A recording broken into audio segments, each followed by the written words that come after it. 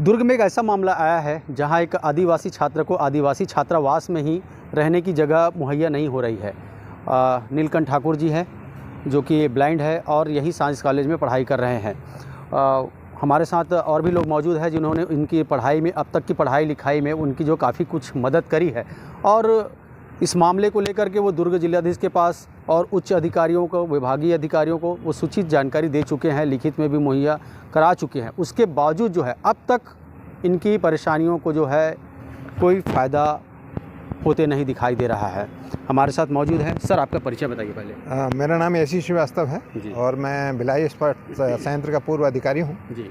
और मैं ये ब्लाइंड बच्चों के साथ में पिछले लगभग 6-7 साल से कार्य कर रहा हूँ इन लोगों के शिक्षण के लिए।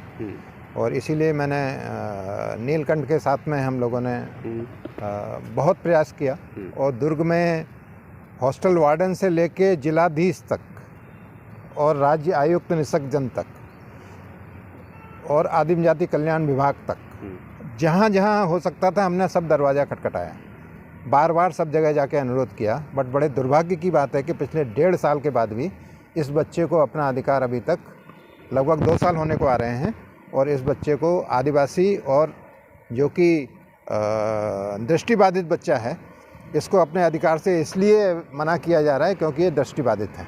कितने अन्याय की बात है। क्या लगता है, आप आदिवासी छात्रावास में पहुंचे, वार्डन से भी मुलाकात हुई, कई अधिकारियों से भी आपने भेंट मुलाकात की, मामले से संबंधित जानकारी दी, इसके बावजूद अब तक कार्रवाई नहीं हो पा रही है? मैं तो वजह ये मानता हूँ कि जो भी अधिकारी हैं जिनको कि आदिवासी कल्याण की जिम्मेदारी है जिनकी, वो पूरी तरह से निरपेक्ष हैं। इनको इनसे कोई इंटरेस्ट नहीं है। भावनात्मक रूप से ये लोग इनकी समस्याओं को ना तो समझना चाहते हैं ना जानना चाहते हैं। इनका एक ही काम है कि उनको खुद को कोई परेशानी नहीं होना चाहिए। बात बात में अधिकारियों ने यहाँ तक हमको बोला कि इनको हॉस्टल में रखने से हमको परेशानी हो जाएगी। पूरे हमारे केंद्रीय शासन से लेकर राज्य शासन तक दिव्यांगों के अधिकार सुनिश्चित करने के लिए, है ना, कितने अधिक प्रयास किए जा रहे हैं, कितने सारे कानून बनाए जा रहे हैं। दुर्ग में मालवीय चौक पे जो एससी कोटे से आरक्षित आदिवासी छात्रावास है, वहाँ जब वार्डन से आपकी मुलाकात हुई, उन्होंने क्या कहा? सबसे पहले तो पहली बात तो वार्डन के पास में एक रीज़न था कि उन्होंने, आप लेट आए हो करके अगले साल आइए, हम आपको दे देंगे। अगले साल जब हम उनके पास पहुंचे तो उन्होंने बताया कि अभी मैं तो रिटायर होने वाला हूं, अब जो अगला वार्डन आएगा उससे बात करिए। तो बड़ी मुश्किल से उन्होंने एक फॉर्म तो दे दिया। अगला वार्डन जो आया उसने फॉर्म लेने से इसलिए मना कर दिया कि वो अपने पिछले वार्डन से मिले थे, उन्होंने फॉर्म दिया था, वो जाने आप जाने और आप उन्हीं से जाके बात करिए। मैंने बोला वो तो रिटायर हो चुके हैं, अब मैं क्या उनसे जाकर थोड़ी बोलूँगा आप आदिवासी छात्रावास में बच्चे को एडमिशन दीजिए। तो इस तरह का व्यवहार आप सोच सकते हैं कि जो कि इन अधिकारियों की मानसिकता को दर्शाता है। हमारे साथ नीलकंठ ठाकुर भी है, ब्लाइंड है, साइंस कॉलेज में पढ़ाई कर रहे हैं और आज़ाद छात्रावास पर अभी फ़िलहाल इस वक्त रह रहे हैं। क्या कुछ घटनाएं आपके साथ जो घटी है, एक बार फिर से विस्तृत रूप में हम आपसे जानना चाहेंगे। आप लोगों ने अप्लाई किया, आदिवासी छात्रावास में जो है रहने की जगह की मांग की, आपने मनाही की गई है, बताएंगे? मतलब उन्होंने वो हॉस्टल में मतलब लेने से मतलब मना ही कर रहे थे कि हम लोग आप एक विशेष व्यक्ति हो तो आप विशेष व्यक्ति को हम लोग नहीं ले सकते क्योंकि यहाँ सामान्य व्यक्ति रहते हैं, तो सामान्य व्यक्ति के साथ रहने में आपको दिक्कत होगा। जबकि मैं उनको बोला भी था कि सर मैं पहले से ट्रेंड व्यक्ति हूँ, मैं नॉर्मल व्यक्ति के साथ ही रहता हूँ, तो मुझे कोई दिक्कत नहीं आएगी ऐसे करके। फिर भी उन्होंने लेने से मना कर दिया।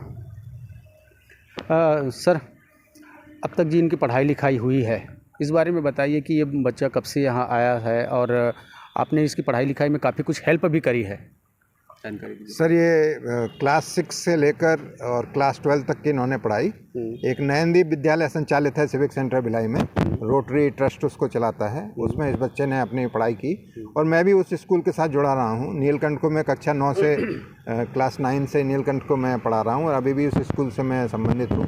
और उस स्कूल में पढ़ाई जो है और हॉस्टल केवल 12वीं तक के बच्चों के लिए है, तो 12वीं के बाद बच्चों के लिए कोई व्यवस्था नहीं है।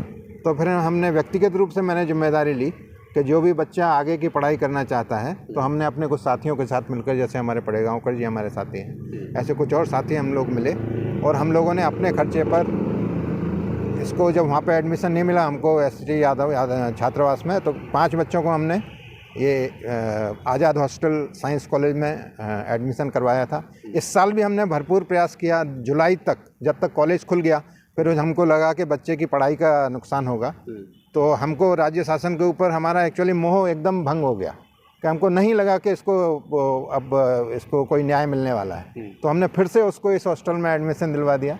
अभी हर माह हम इसका खर्चा उठा रहे हैं जिससे कि बच्चे की पढ़ाई सुचारू रूप से चल सके।